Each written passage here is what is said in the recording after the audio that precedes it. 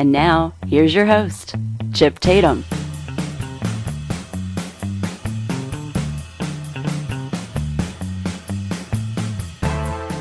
Hey, good evening, folks, and welcome to the Pegasus File. I'm Chip Tatum. I'm your host tonight. Hey, we've got some things to talk about tonight. You bet we do. There's a lot to talk about.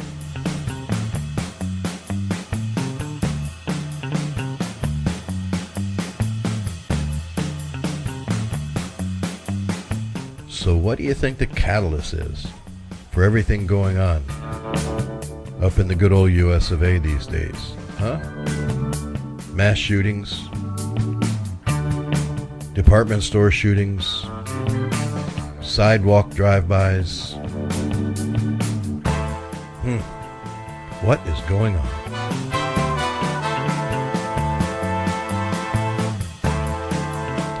Maybe, just maybe it has something to do with the fact that during the campaign, then candidate Trump said he wanted to downgrade the Patriot Act.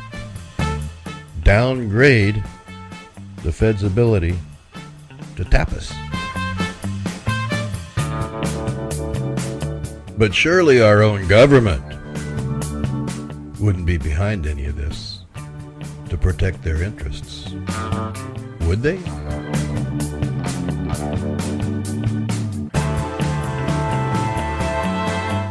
If not them, then who?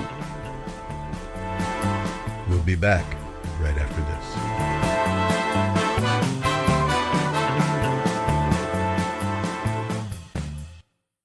Oh, fellow veterans, lend me your ears. Wait till you hear this one. In a letter, a writer in Colorado Springs. You ready for what he has to say? He has to say that veterans should be banned from four-year schools. Oh, fellow veterans, lend me your ears. Let me read this to you. CBS affiliate KKTV in Colorado Springs in Colorado say a newsletter at the University of Colorado Springs campus has been causing controversy. In the letter, the writer states that military veterans should be banned from classes at four-year universities. In addition to that, military culture was compared to that of white supremacist groups. Oh, fellow veterans, lend me your ears. Where the hell do they come up with this stuff? Okay, here's what it says.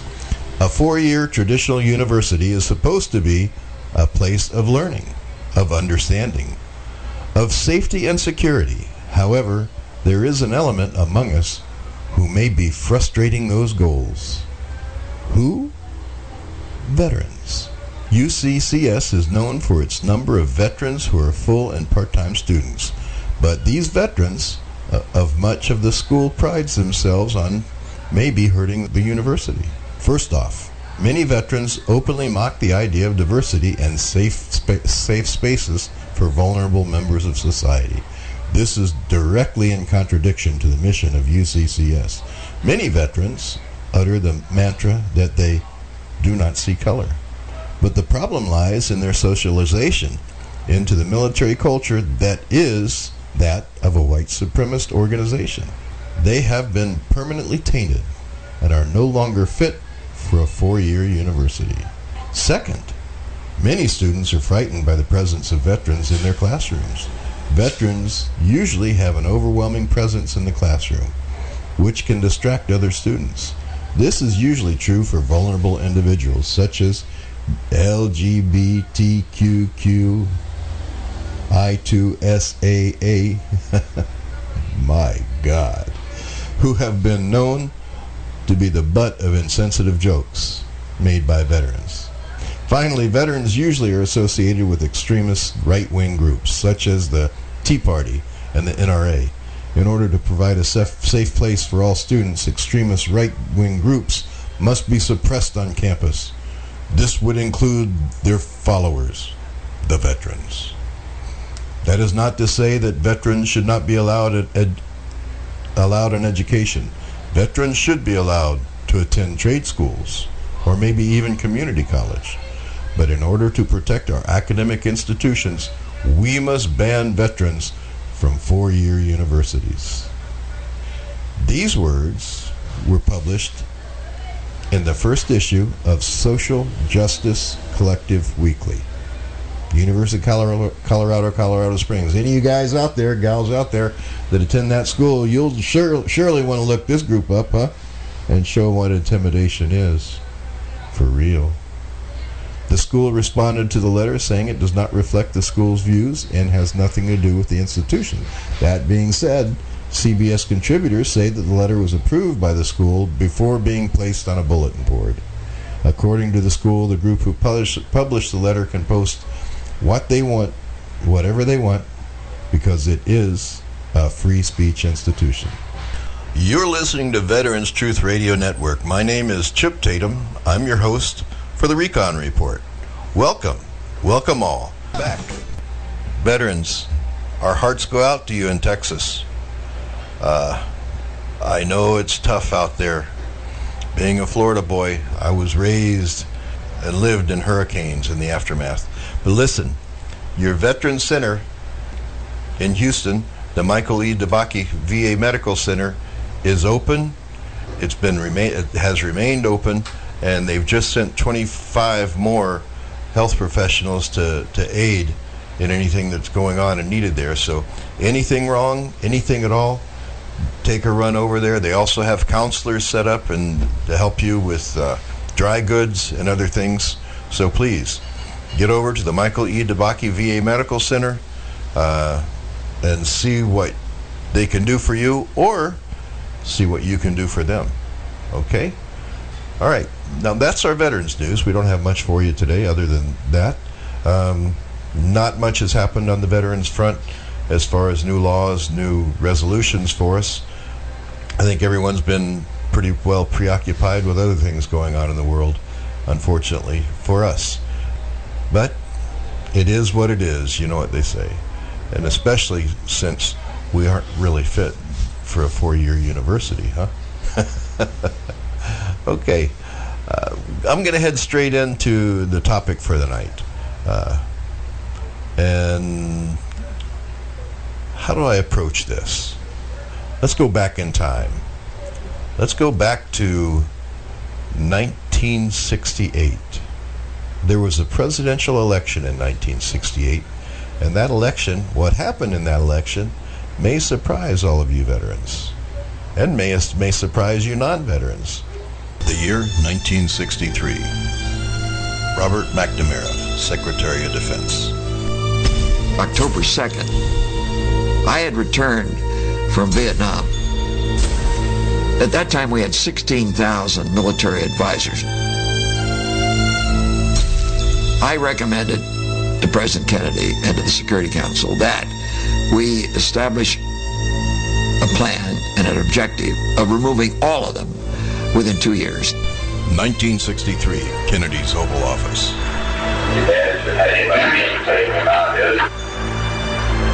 Say to the Congress and people that we do have a plan for reducing the exposure of U.S. combat personnel. My reservation about it is that war doesn't continue to go well. It looks like we were overly optimistic. We need a way to get out of Vietnam. That's the way of doing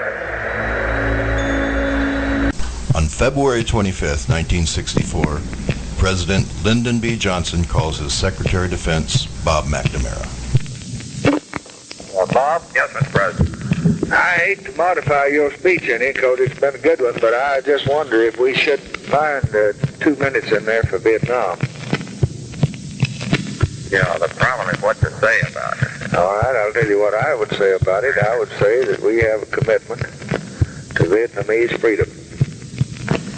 We could pull out of there, the dominoes would fall, and that part of the world would go to the communists. We could send our Marines in there, and we could get tied down in the Third World War or another Korean action. Nobody really understands what it is out there. They're asking questions, and they're saying, why don't we do more? Well, I think this. You can have more war or you can have more appeasement. but we don't want more of either. Our purpose is to train these people, and our training is going good. All right, sir, I'll get it. I always thought it was foolish for you to make any statements about withdrawing. I thought it was bad psychologically. But you and the President thought otherwise, and I just sat silent. The problem is... All right, then the question is, how in the hell does McNamara think when he's losing the war that he can pull men out of it?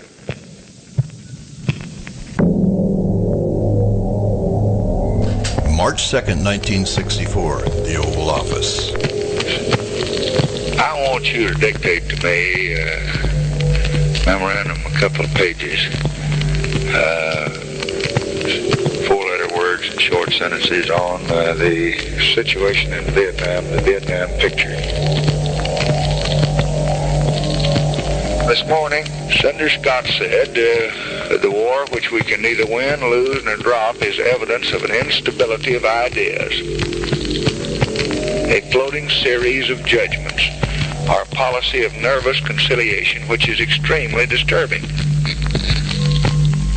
Do you think it's a mistake to explain about Vietnam and what we're faced with? And McNamara's response. Well, I do think, Mr. President, that it'd be wise for you to say as little as possible. The frank answer is we don't know what's going on out there. The signs I see coming through the cables are disturbing signs. It's a very uncertain period.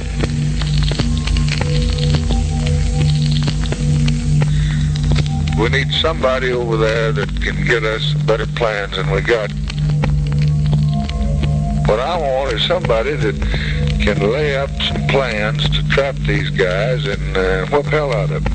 Kill some of them. That's what I want to do. I'll try and bring something back that will meet that objective. Give up. Right now.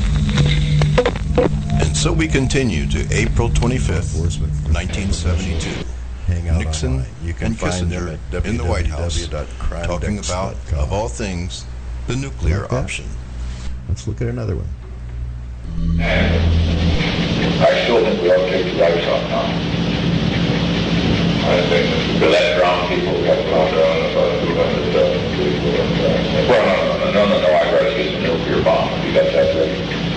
And that, I think, would just be too much. The nuclear bomb, is that probably?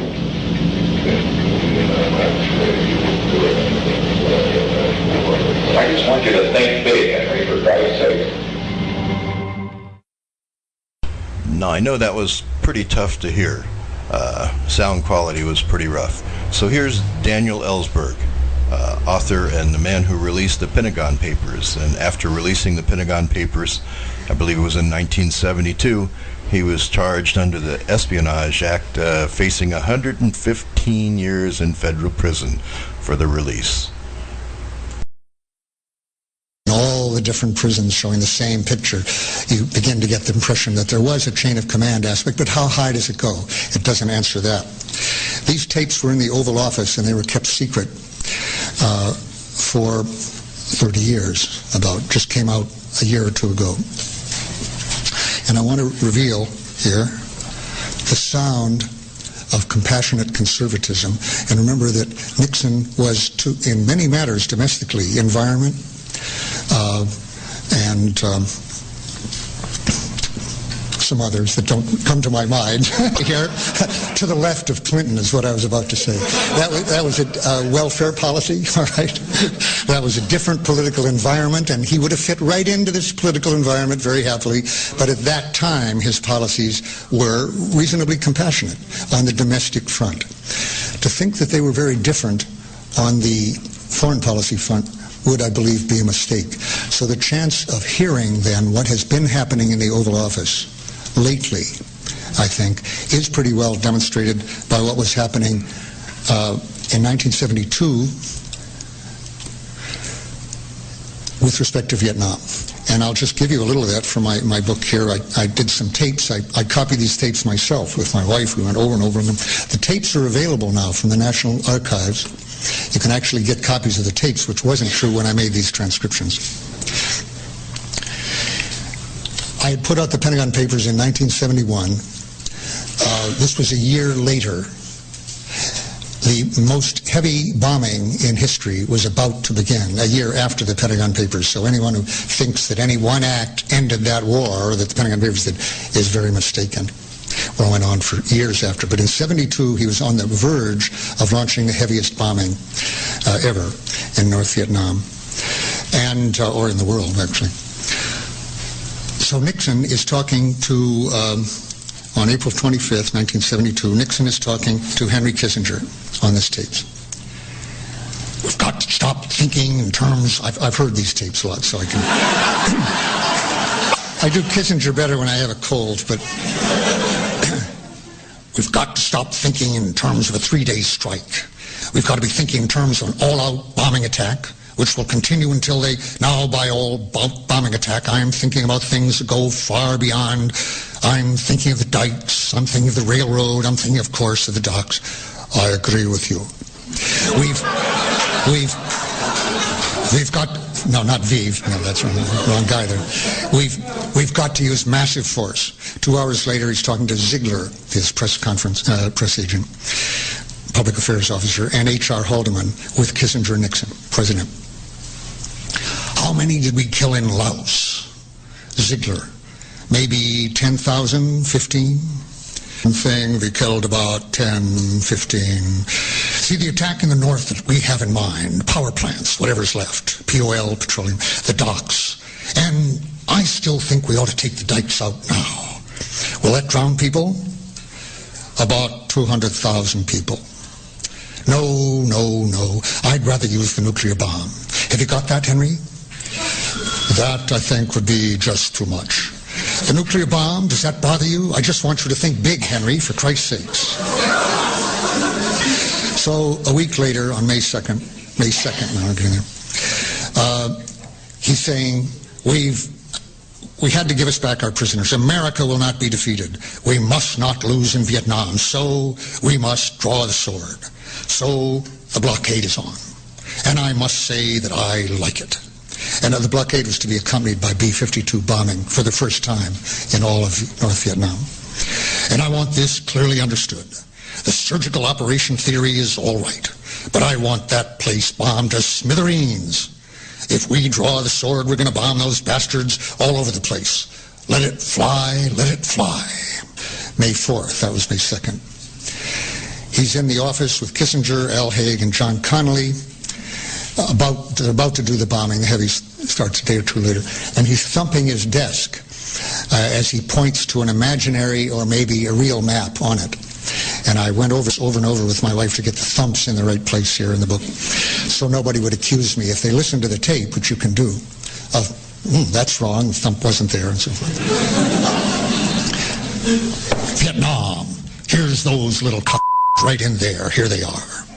Here's the United States. Here's Western Europe, that cocky little place that's caused so much devastation. Here's the Soviet Union. Here's the Mideast. Here's the silly Africans and the not quite so silly Latin Americans. Here we are. They're taking on the United States. Now, damn it, we're going to do it. We're going to cream them. This is not in anger or anything.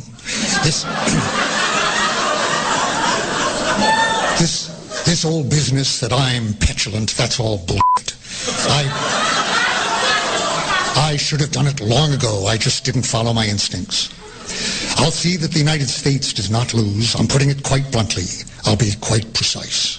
South Vietnam may lose, but the United States cannot lose, which means basically I have made the decision. Whatever happens to South Vietnam, we are going to cream North Vietnam. For once, we've got to use the maximum power of this country against this little country to win the war. We can't use the word win, but others can.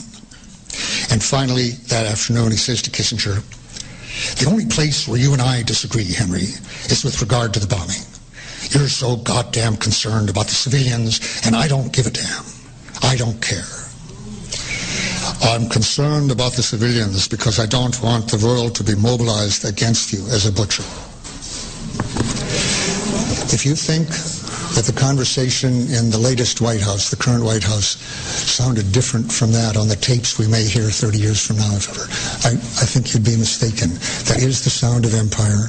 That is the sound of an American president with his finger on the button and confronted with a defiant, non-deferential little country.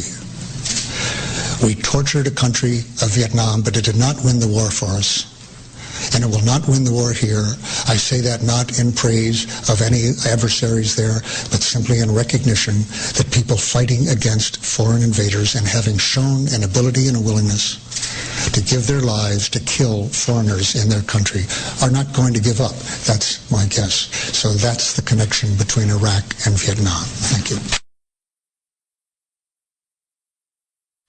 Okay, that was Daniel Ellsberg speaking to a group at the University of California. I think it was in Santa Barbara. What I want to do now, and what I wanted to do with that, is I wanted you to hear exactly what was going on in the White House. The tapes that we heard were very difficult to understand, but having the transcript in front of him, he was able to go through and show the desperation that was going on with the President of the United States, with Henry Kissinger and with their staff in trying to resolve this war.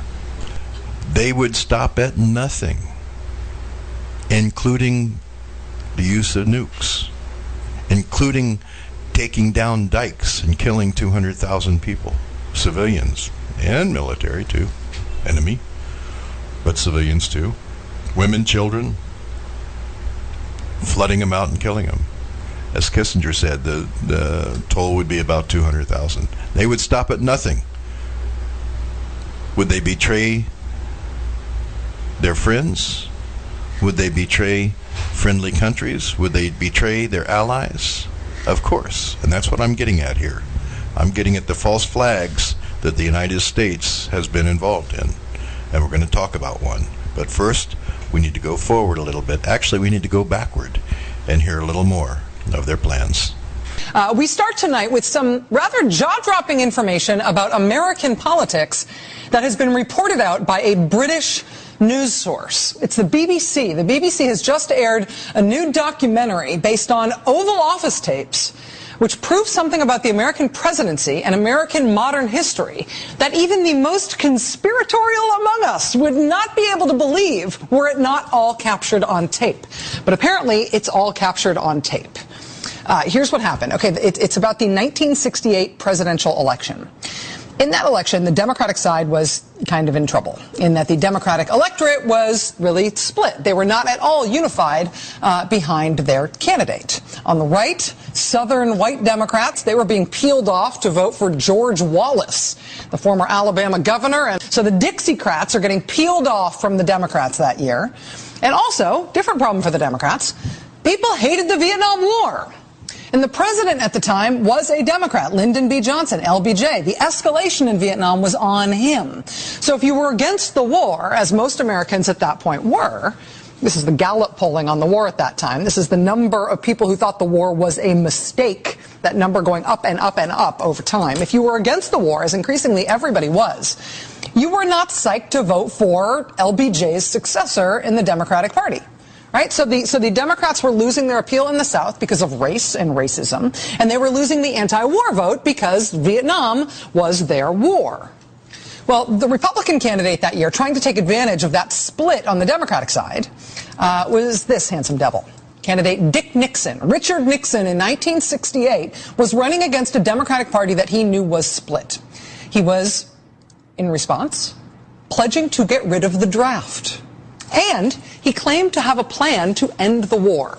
He argued that if you wanted the war to end, you needed to elect him. You needed to vote the Democrats out of office because clearly LBJ and his party, the Democrats and their Democratic candidate, Hubert Humphrey, they had no idea how to end the war. If you wanted the war to end, what you needed was Nixon. What you needed was total change at the White House. The Democrats had to go so Dick Nixon could come in and end Vietnam. But then, less than a week before the election, it all went horribly wrong for Richard Nixon. Because less than a week before the election, it was 5 nights before Election Day, on Halloween night, 1968, the Democratic president, LBJ, went on TV in a surprise, nationally televised address. He made a surprise announcement that peace was at hand. The communist side, the North Vietnamese side, was going to make major concessions at peace talks. The U.S. anticipating that the other side, the South Vietnamese, were going to agree to a deal based on those concessions. Peace was at hand. The terms were all set. Peace was at hand. In recognition of the fact that peace was about to be declared, the United States would step back right away and stop all military operations in Vietnam. LBJ said that on a Thursday night. The election was going to be the following Tuesday. Turns out the Democrats do know how to end this war that the country hated. So this was bad news for Richard Nixon for that election, right? Bad news for Richard Nixon, but good news for the country who wanted the war to be over. Good news certainly for the people who were fighting the war. This was good news, right? Almost. Thursday night, LBJ made that announcement that peace was about to be agreed to by all sides in Vietnam. That was Thursday night. By Saturday morning, never mind. Deal was off. Peace was not at hand because the South Vietnamese side had decided actually it didn't want the deal. In fact, they didn't even want to talk about a deal. They pulled out of the peace talks. And so the war was back on. What happened? What happened between Thursday and Saturday? Now we know. Hello. Good morning, Mr. President. How are you, my friend? Pretty good. Well, I've got one this morning that's pretty rough for you. We have found that our friend, the Republican nominee, our California friend, has been playing on the outskirts with our enemies and our friends both. He's been doing it through rather subterranean sources here. And he has been saying to the Allies that you're going to get sold out. You better not give away your liberty just a few hours before I can preserve it for you. Mrs. Chenault is contacting their ambassador. Now, this is not guesswork. Ms. Chenault, she's young and attractive. I mean, she's a pretty good-looking girl. And she's around town. And she is warning them to not get pulled in on this Johnson move. President Lyndon Baines Johnson, 1968, Saturday morning, November 1st, explaining to Senator Richard Russell what had gone wrong with this peace deal that everybody thought was going to end the war. I mean, LBJ had been so sure this is going to end the war that he went on TV Thursday night and told the country the war was going to end. Peace was at hand. The reason peace did not happen, is what he was explaining on the phone, is that the Republican nominee for president that year, Richard Nixon, had intervened in the peace talks to blow them up. He used an intermediary who was involved in the talks to approach the South Vietnamese side and tell them, don't do it. Approach them and tell them to pull out and not agree to a deal. He told them this deal being worked out by LBJ, this whole deal to end the war, these peace talks in Paris, is not going to be a good deal for them. They should not participate. They should just wait until after the election when he, Richard Nixon, would be president and he'd give them a much better deal. Johnson was going to sell them out. He, Richard Nixon, was the one who they should deal with. Nixon's intermediary was actually caught on tape telling the South Vietnamese ambassador, just hang on through the election. Hang on, don't end the war. We need the war to keep going through the election. It's outrageous, right? I mean, the war could have ended. It was on the verge of ending, except a candidate for office in our country thought that the war ending would help his opponent in the election. He thought he'd have a better chance of getting elected if the war kept going. And so, while saying he wanted the war to end, he did what he could to keep it going when it otherwise would have ended. It is astonishing. And President Johnson thought so, too, at the time. We now know. And they oughtn't to be doing this. This is treason. I know. I think it would shock America if a principal candidate was playing with a source like this on a matter this important. Yeah. President Lyndon Johnson there on the same day as that earlier tape, remarking that as far as he can tell, this is treason. I do not think he is saying that hyperbolically. He says it repeatedly on these tapes. He thinks that what has happened there, an American politician purposely prolonging the war and stopping the peace for his own purposes, he thinks that is a hanging offense. He thinks that is treason. This was 4 days before the election that year. Having thought that the war was going to be over, that a peace deal had been negotiated, now the president finds out that the peace deal fell through because a candidate who wanted there not to be peace before the election intervened to make one side walk away. Now, why didn't LBJ say anything publicly? I mean, this is right before the election. Can you imagine how the country would have reacted to that? This is a war the whole country was against. It was going to be over, except candidate Dick Nixon intervened to undo the peace deal and keep the war going. Can you imagine how angry the American public would have been? But LBJ did not say anything publicly at the time because he thought that he couldn't. And the reason he thought he couldn't is because of the way he found out what Nixon had done. The FBI illegally wiretapped the phones of the South Vietnamese ambassador. That's how we knew. We couldn't let anybody know that we were illegally listening into the ambassador's phone lines, and so they couldn't let anybody know what it was they heard illegally while they were illegally listening in on the ambassador's phone lines. And so Nixon got away with it. And the October surprise, the Halloween night surprise that the Democrats' war was ending right before the election, that October surprise ended up getting undone. The war did keep going, and anybody who was anti-war in the country really did have no reason at all to vote for a Democrat. And so, yes, the Republican, Richard Nixon, won. It worked. Richard Nixon got elected, barely. Squeaked by, but he won, in part on the basis of the idea that he was the guy who knew how to end the war, not those dumb Democrats. And of course, Nixon did not know how to end the war. He sure knew how to keep it going, but he didn't know how to end it. He didn't have a plan. And instead of the war ending on Halloween in 1968, the war went on for 5 more years while he was president, in which time more than 15,000 Americans were killed, as were untold numbers of Vietnamese. So that happened. That actually happened. And now, in 2013, what are we supposed to do with that information? LBJ is dead. Nixon is dead. Hubert Humphrey is dead. George Wallace is dead. 15,000 Americans are dead who otherwise would not have been because of what happened. All the Vietnamese who died. How does this get made right? It cannot be made right in the most basic sense that the people who died needlessly because of this duplicitous political decision cannot be brought back from the dead. You also can't get revenge. You can't indict Nixon's ghost. But you can't refuse to let him get away with it again. You can't make sure it is part of the way that we at least tell his history and the history of that war and the history of modern American politics. You have to include it in the history, both so nobody gets away with it in the long run the way he did in the short run, but also so we don't do it again. So we at least know something like this is possible. So we at least don't dismiss this kind of possibility as some conspiracy theory bit of nonsense. So we at least know there is precedent, modern precedent, for this particular kind of craven evil. Friends, Romans, countrymen, lend me your ears. We do not give up. Expect surprises. Subscribe. This level of deception is horrific. How many American soldiers died because of this? The deal was in place.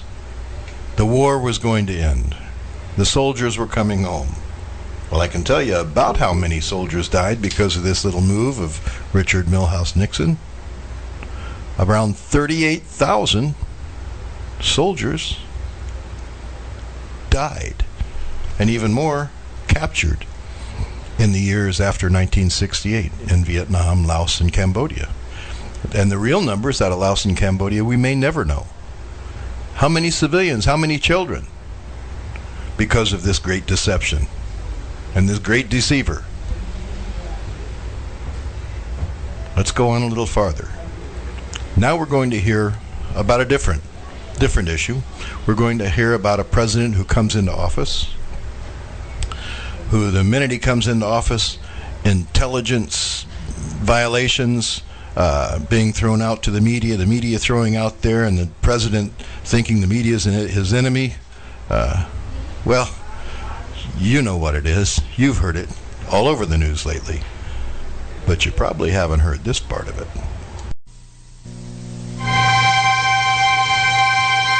Ladies and gentlemen, the President of the United States of America and Mrs. Nixon. He had so many deep-seated hatreds.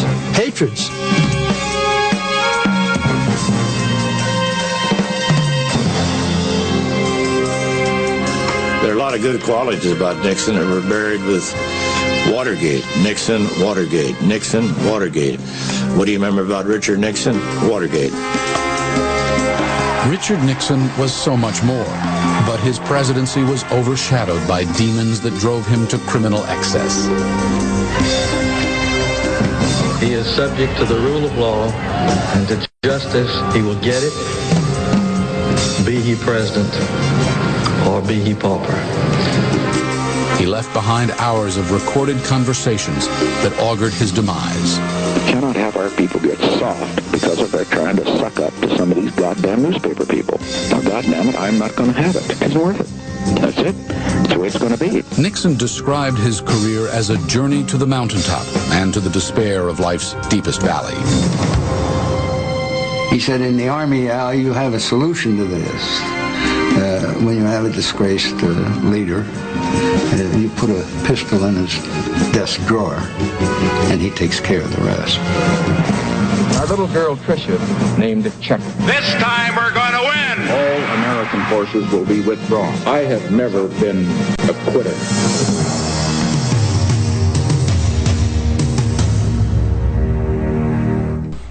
To understand the man, we need to look back in his history, see where he came from, what he was about. Because what he had done, what he had cost the American people, think about this. Think about, I'm serious now, think about had he not been put into office. Think about the war ending in Vietnam. Where would I be? Well, I wouldn't have gone in the military. My life would have drastically changed. How about those thousands of MIAs?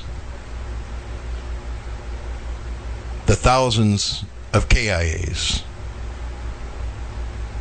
What would have life been like without an extended Vietnam? Think about it. You listening out there who lost family members, friends. You who served in the military. Involuntarily, by the way, many of you. What would your life be like? Your friends who died post-Vietnam of drug addiction, of psychological problems, alcohol addiction. What would their lives have been like? Look at what this man did to America. Now let's listen to this. In the long history of the Republic, only one man has ever been forced to resign the office of the presidency. On August 9th, 1974, Richard Milhous Nixon gathered those who served him for so long to say goodbye.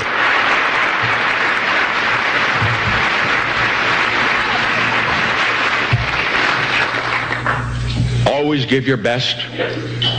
Never get discouraged. Never be petty. Always remember, others may hate you, but those who hate you don't win unless you hate them. And then you destroy yourself.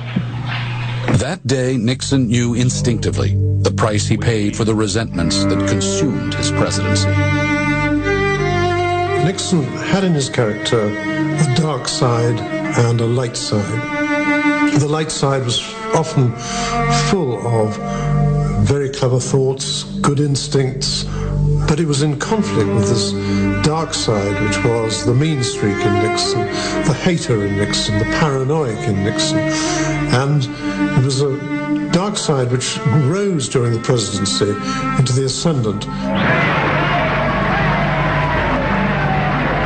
To understand the accomplishments and the propensity for self-destruction, you need to understand the long journey that brought him to the presidency. It was a remarkable political odyssey.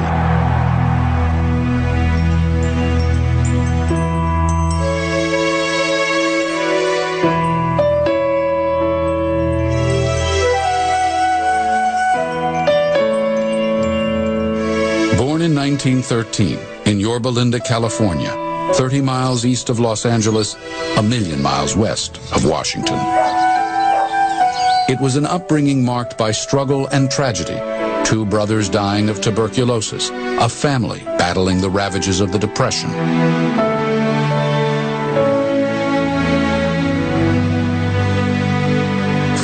Nixon, it left scars of social inferiority that he carried with him all the way to the White House.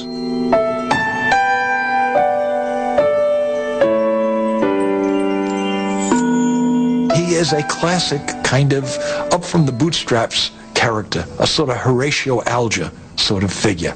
And he makes it, but he never gets over those resentments. He can never shed them, toss them aside. Those resentments first surfaced during the 1952 race for the presidency.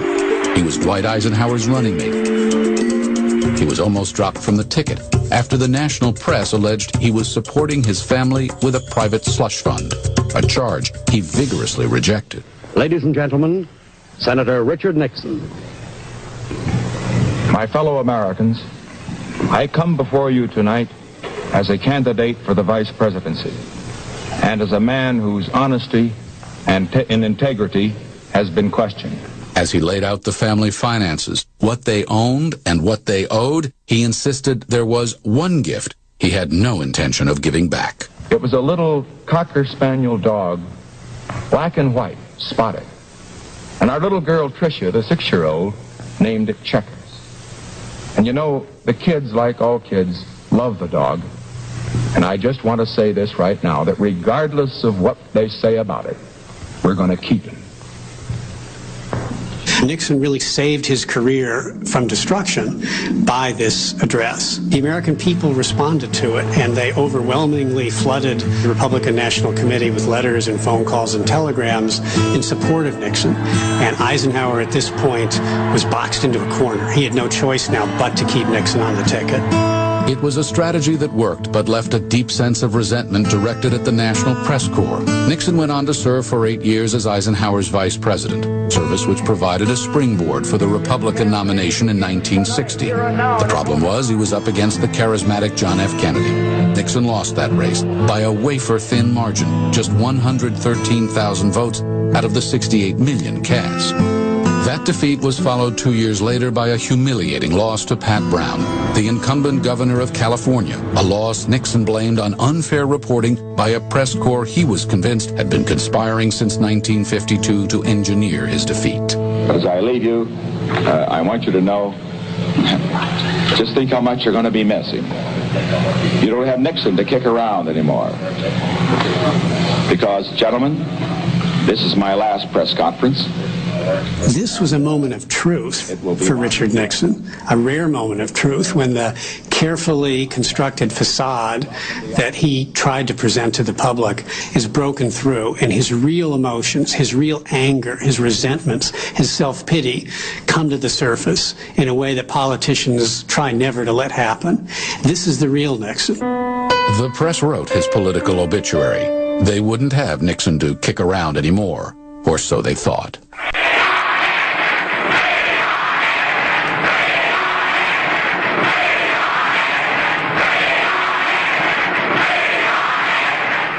Tonight, I again proudly accept that nomination for President of the United States. Defying the odds, Nixon staged a remarkable comeback in 1968. But I have news for you. This time there's a difference. This time we're going to win.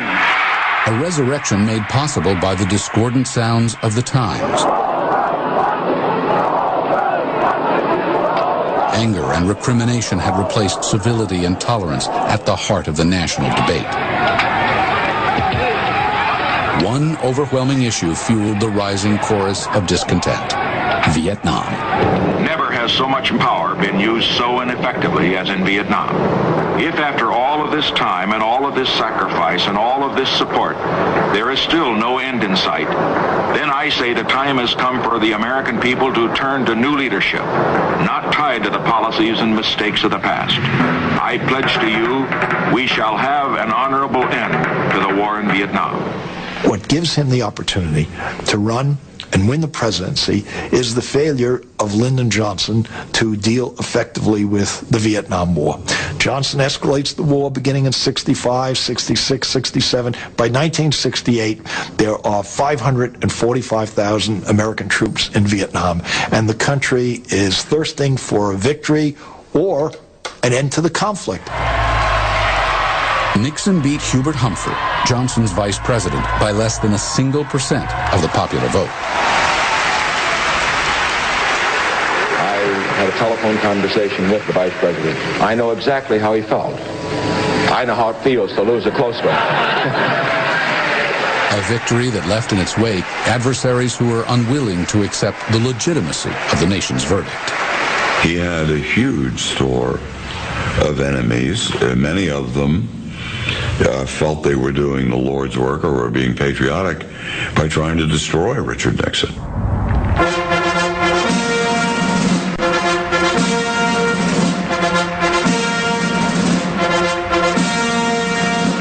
When Richard Nixon assumed the presidency in January 1969, the nation was at war and the world seemed on the brink of nuclear catastrophe. It was the greatest set of challenges facing any incoming president since the end of the Second World War.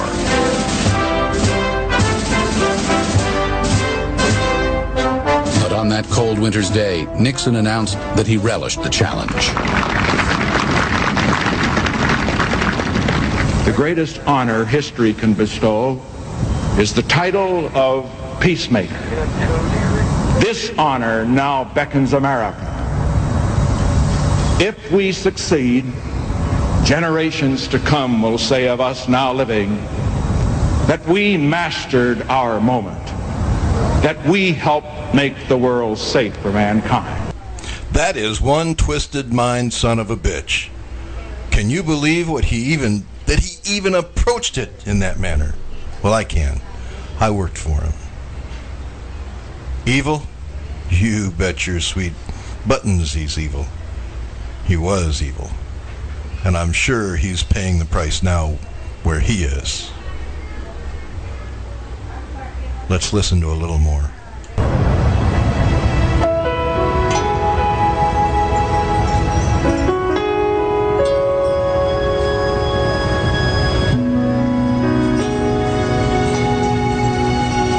He started his administration by building a White House staff designed to isolate and protect the president from friend and foe alike.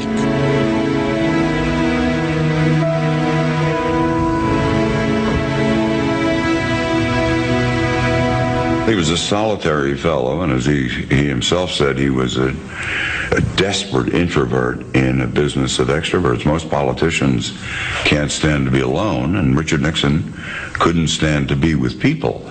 And he wanted a structure built around him to prevent that kind of contact. No one could see Nixon without first being screened by the Chief of Staff, H.R. Haldeman, an advertising executive who had been at Nixon's side since 1956.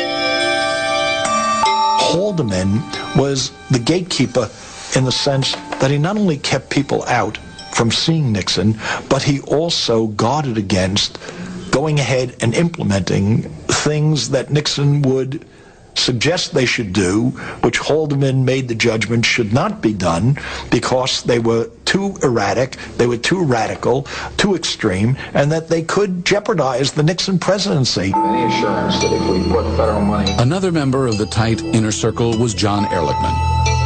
These two formidable aides, both Christian scientists, German descent, erected what became known as the Berlin Wall. Behind the barricade was Alexander Haig, who would serve 5 presidents. He found Nixon's style a reflection of the man.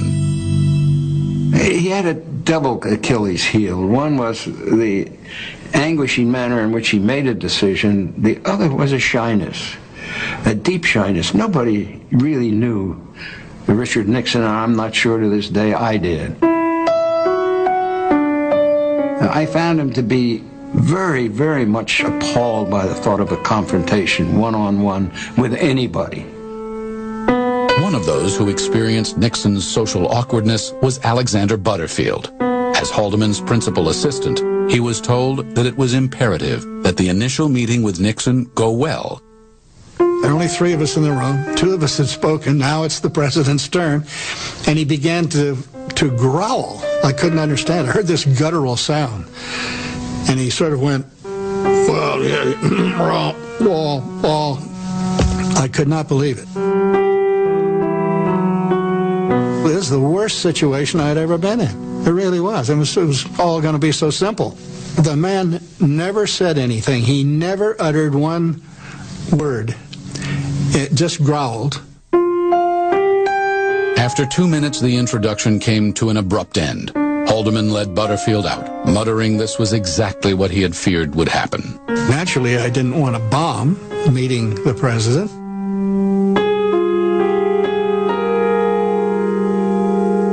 Who would think that a handshake would go badly? Butterfield kept his job, but Nixon tried to prevent just this sort of awkward exchange by meticulously preparing for meetings. Dr. Henry Kissinger, a 46-year-old Harvard academic, was Nixon's national security advisor. Kissinger looked upon Nixon as one of the oddest people he had ever met.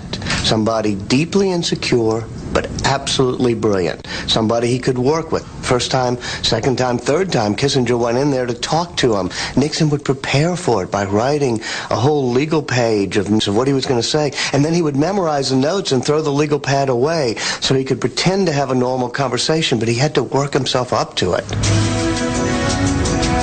This atmosphere in the White House bred secrecy that Nixon would count on as he prepared for one of the most daunting challenges of his presidency, to find a way out of the quagmire of Vietnam, a challenge that would bring out the best and the worst in Richard Nixon.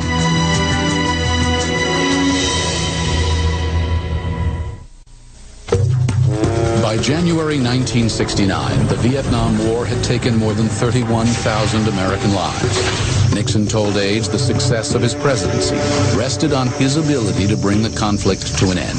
I sat in the meeting where he spoke to the cabinet, and he said, I'm going to be out of Vietnam within the year. We're going to withdraw.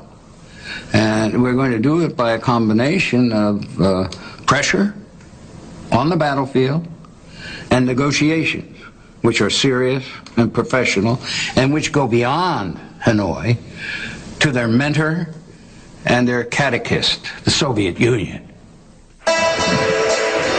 Nixon believed improved relations with the Soviets were possible, but only if Moscow restrained its communist ally in Hanoi, a strategy the North Vietnamese undermined from the beginning.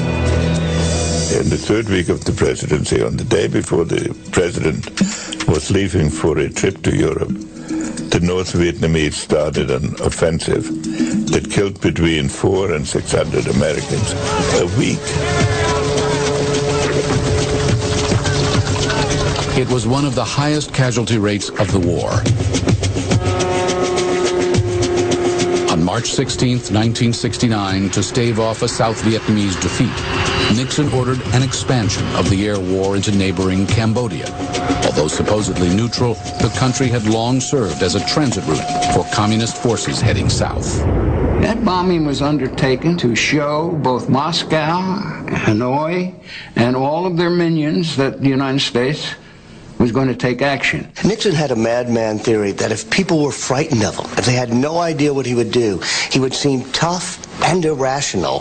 And so the Vietnamese would be scared. They'd come to the table. They'd make a deal. The Cambodian campaign was to be conducted in total secrecy. Nixon had a penchant for secrecy. This is what brought him down. It partly had to do with his paranoia. It partly had to do with the fact that he did not believe he could persuade the American people to come along with him. It also had to do with the fact that he didn't have a feel for democracy and openness as being a strength of our foreign policy. Nixon was doing things not only secretly, but secretly from the State Department, secretly from his own cabinet, secretly from all of his other advisors. Next, you're going to hear from General Alexander Haig. You're going to hear of the problems that followed in the White House, and it may sound a little bit familiar to the problems we're seeing today in the White House. Take a listen. 2.5 years before the release of the Pentagon Papers, national newspapers started publishing top-secret documents and leaks from classified White House meetings. We began the administration with massive hemorrhaging of the most sensitive information from day one, the first National Security Council meeting, in which we laid out our strategy with the Soviet Union, was leaked to the New York Times within 24 hours of the meeting. It got so that we were delivering the summaries of what was decided only to the principals themselves. Secretary of State, Secretary of Defense, Director of the CIA, and still it was leaking. As anti-war protests grew, hundreds of thousands of protesters filed into the streets. The Oval Office finally realized something must be done, and something must be done quickly.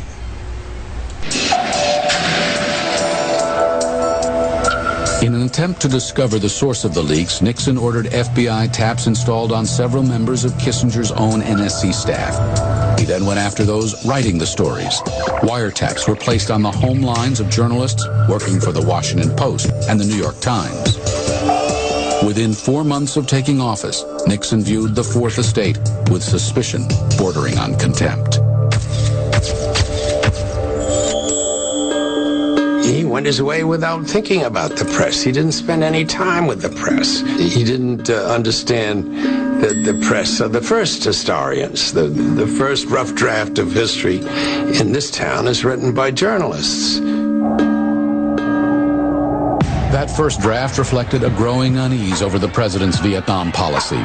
In October 1969, hundreds of thousands of Americans took part in protests across the nation. Nixon insisted he was unmoved by those denouncing the expansion of the conflict. For their part, the protesters insisted it was no longer Lyndon Johnson's folly. Now, it was Richard Nixon's war. The President of the United States said nothing you young kids would do would have any effect on him. Well, I suggest to the President of the United States, if he want to know how much effect you youngsters can have on the President, he should make one long-distance phone call to the LBJ Ranch and ask that boy how much effect you can have. 1, 2, 3, 4, 50 next, I'm the one. 1, 2, 3, 4, 50 next, I'm the one. As the protest movement grew, allies on Capitol Hill warned the president he was too isolated. Bryce Harlow, the head of Congressional Liaison, lobbied Nixon to widen his circle by hiring Chuck Colson, a bright activist lawyer who could get things done. He said, Chuck, I got you in here because somebody's got to break the Berlin Wall of Haldeman and Ehrlichman. And he said, I figure you're the guy that can do it. The second thing he said to me is, when you walk around here, always walk with your back to the wall. He said, you will find that somebody else will have a knife out for you any place you are in the White House. The Nixon White House reflected the personality of the boss. The paranoia and the rivalries, the competitions within the White House, it's really quite startling. The president told his staff he needed time alone to decide his next step, whether to significantly expand the war by invading Cambodia with ground troops. It would be one of the most momentous decisions of the Nixon presidency. Yeah. What do you do?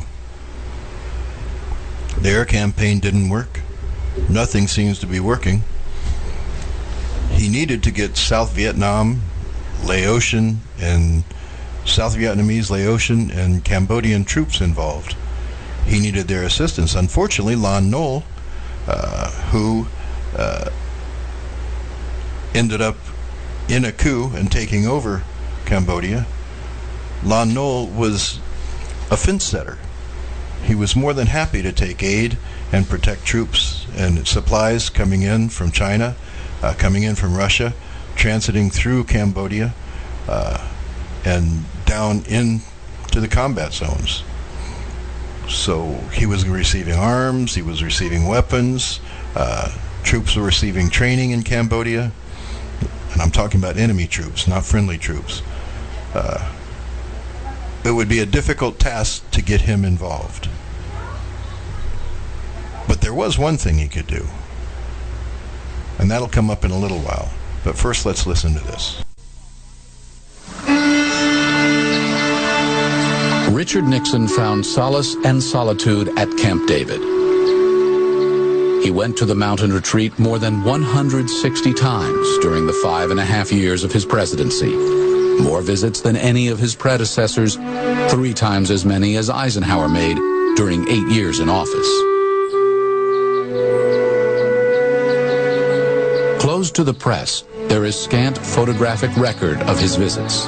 But in the shadow of the presidential retreat lies Trout Run. Built for President Herbert Hoover, it helps us recreate the atmosphere that brought Nixon back time and again, an oasis of peace to inspire a course out of war. He loved being alone and sort of darkly brooding and then writing things down on a pad. And so he would make a decision and sometimes just pick up the phone and bark an order. Sometimes it was a barked order that should be taken seriously, and sometimes it was a barked order that was sort of a late night thing where Nixon was testing out some proposal, like just bomb them, or just send in troops, or just invade. In the early spring of 1970, it was clear the bombing of Cambodia had failed to wipe out communist sanctuaries. Nixon asked the Pentagon to send to Camp David military options to end the war in Vietnam. After 10 tortuous days, often alone on his mountaintop, Nixon was ready to announce his decision. Thousands of American ground troops were ordered into Cambodia. America would shorten the war through intimidation and escalation. It is not our power, but our will and character that is being tested tonight.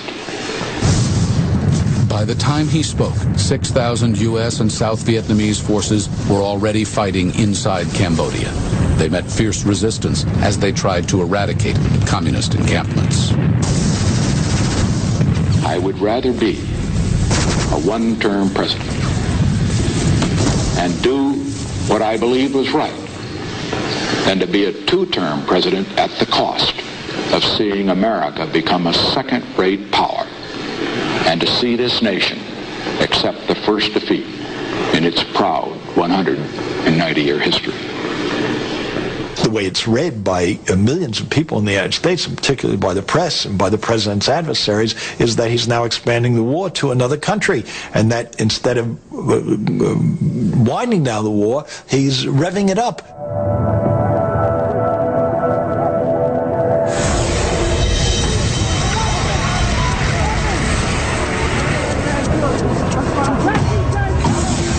By May 4th, 1970, the campus of Kent State University had seen 3 days of sometimes violent protest. The Ohio governor had sent in the National Guard to restrain the students. It was an incendiary mix. The divisions that were ripping America apart, the anger, the mistrust, the resentments, all coalesced in a moment of national shame.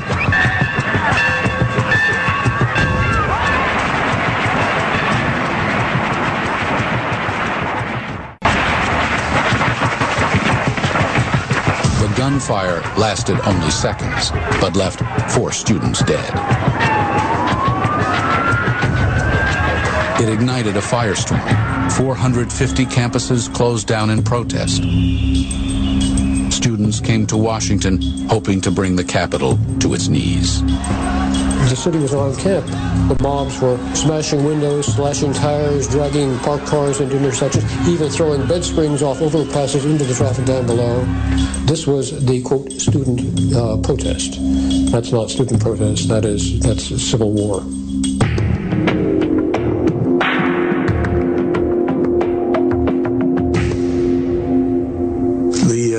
The 82nd Airborne was in the basement of the executive office building, so I went down just to talk to some of the guys and walk among them, and they're lying on the floor with leaning on their packs and their helmets and their cartridge belts and their rifles cocked, and you're thinking, this can't be the United States of America. This is not the greatest free democracy in the world. This is a nation at war with itself.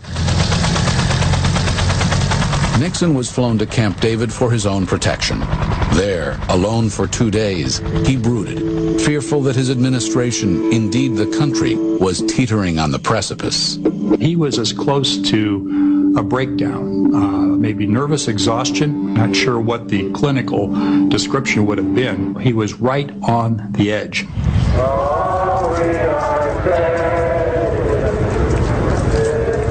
Nixon returned to Washington on May 8th.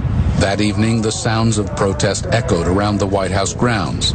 Between 10 p.m. and 4 the next morning, telephone logs reveal 47 outgoing calls on Nixon's line. They included the Reverend Billy Graham, and 7 calls each to Henry Kissinger and Bob Haldeman. Nixon had not slept in 2 days. I was in the Secret Service command post around 4:15 in the morning, and over the speaker comes Searchlight is on the lawn. Searchlight is the Secret Service code name for the president.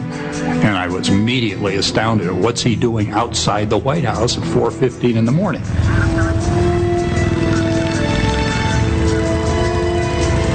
Nixon's car disappeared into the night. It was heading toward the student encampment in the shadow of the Lincoln Memorial.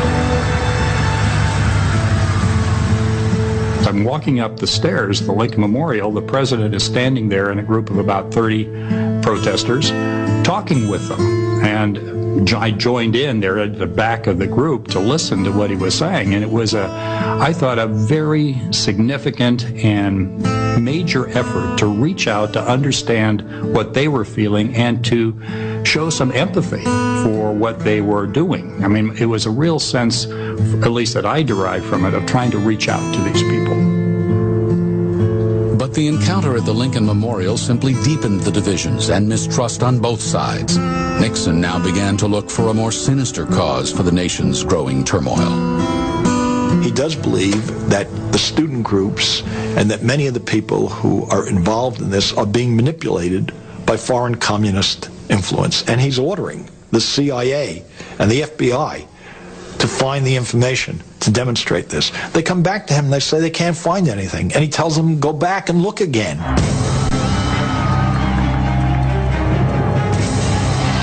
The U.S. Army also spied on Americans believed to be responsible for the escalating anarchy. Begun under Johnson and escalated under Nixon, files on 18,000 students were kept on Pentagon computers.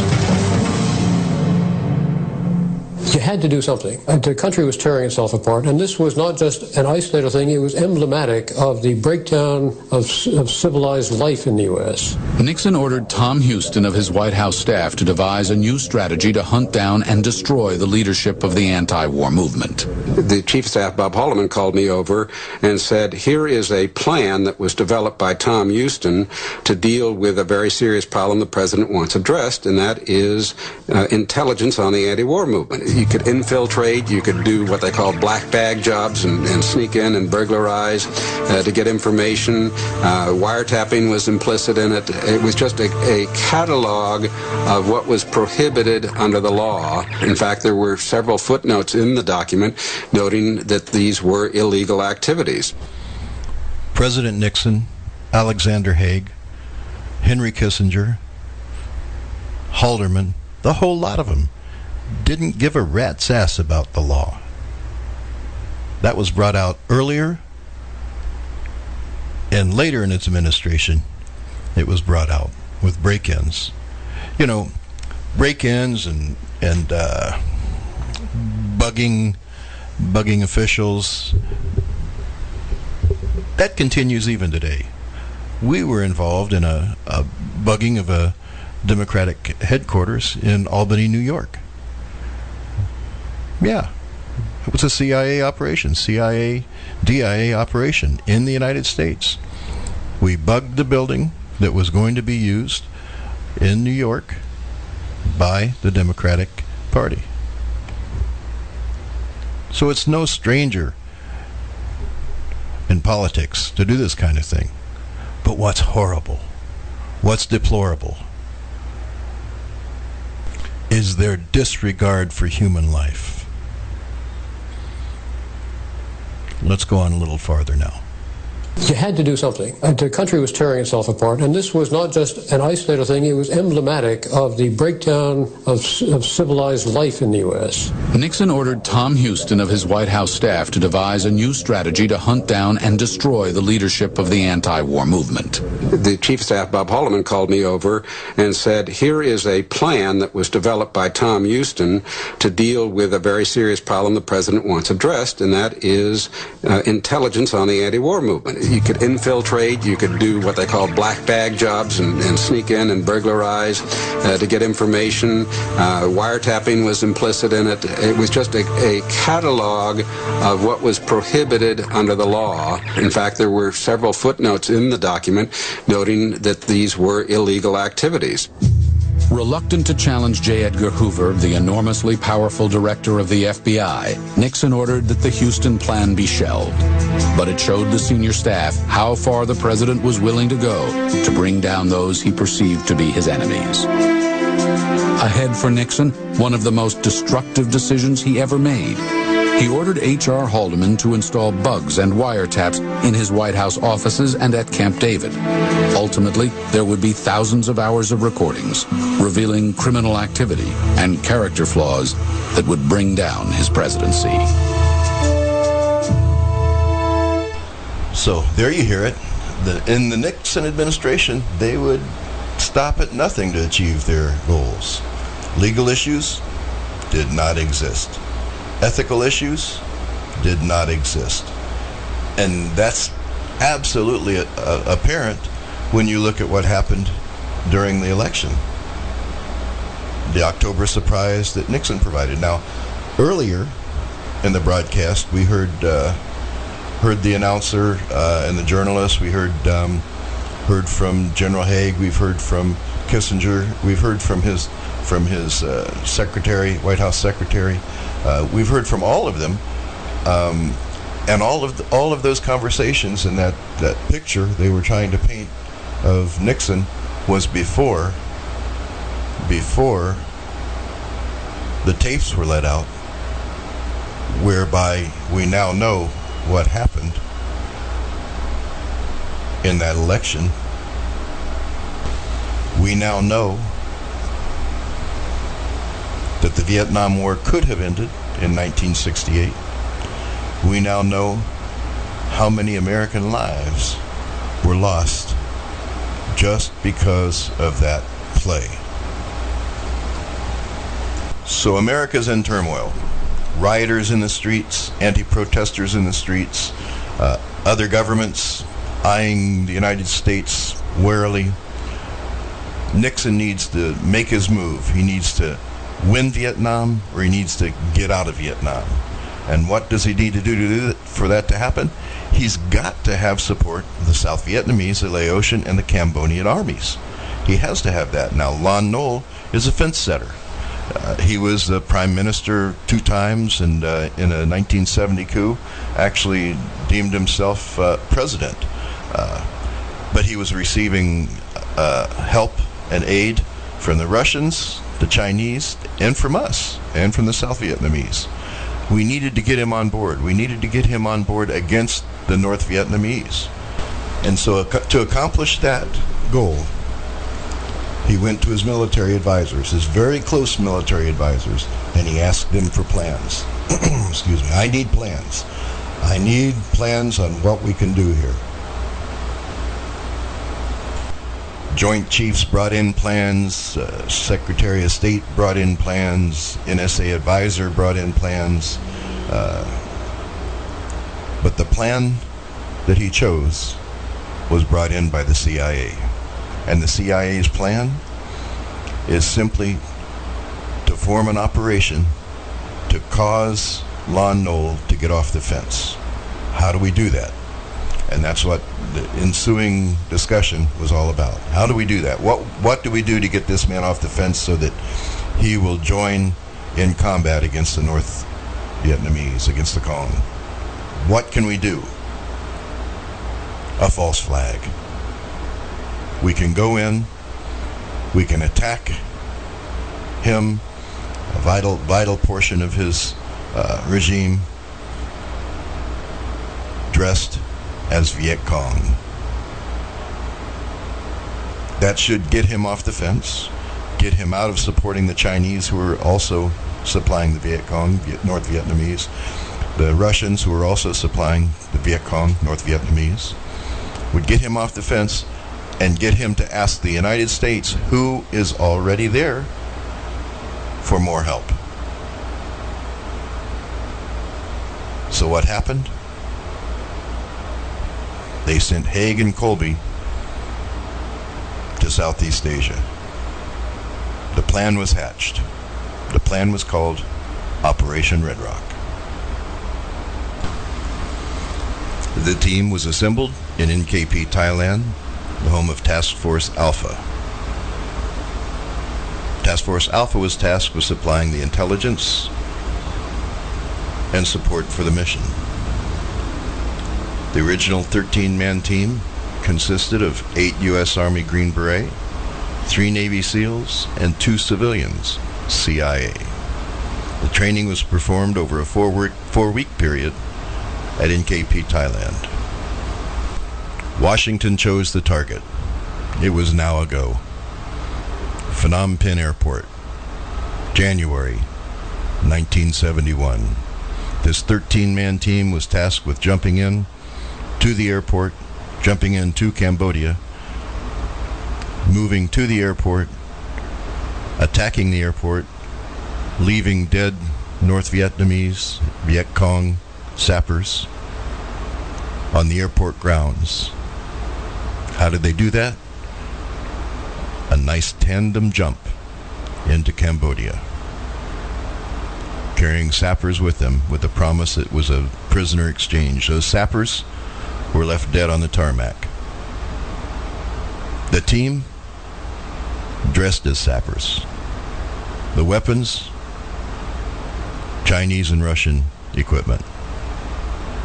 Nothing was left. Nothing was left out in the planning stage of this mission. Unfortunately, during the training period, the communications person had an accident and was unable to continue. What happened then? I was at NKP. I was in Task Force Alpha. We were there to support Air America and other airlines who were working in the zone. And lucky me, got thrown involuntarily into Team Red Rock. Results of the mission was highly successful. Even to this day, the newspapers will tout how successful that North Vietnamese raid on Phnom Penh Airport was. But Washington put it out. No one can ever know. No one can ever know that we betrayed our allies. So how do they keep that a secret? Well, that's pretty simple. With the evil empire in Washington of the Nixon administration, Team Red Rock will never return. 2 of us did return. Out of the 13-man team, 2 of us lived to tell the story. Pop died a few years ago. That was our platoon sergeant. I'm still alive, and I'm telling the story. Team Red Rock was successful. Days after the raid, actually the day after the raid, Lon Nol wired for help to the United States government. Equipment was standing by. It was immediately shipped in. Troops were immediately shipped in. Reparation to the airport was at hand. So it was successful. Lon Nol moved over, got in bed with the United States government, had his troops training with the South Vietnamese. Unfortunately, it was just too late in the game to have much effect. We dilly-dallied around down there too long without letting the generals do their job, by letting the politicians run the show. And as we all know, historically, Vietnam fell. That's our show for today, folks. I hope you enjoyed it.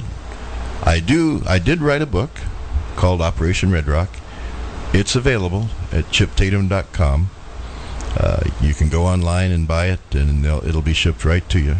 That's chiptatum.com. Under the bookstore, you'll find Operation Red Rock. You'll also find the Tatum Chronicles. That's another story that I had written that is chronicled during the Iran-Contra controversy of drug running on board military aircraft. With the proof. All of it's right there.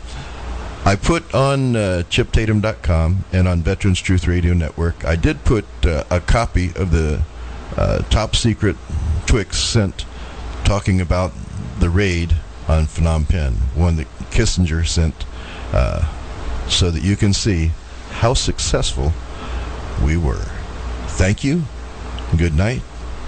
Enjoy the week. See you next week, Wednesday, 7 p.m.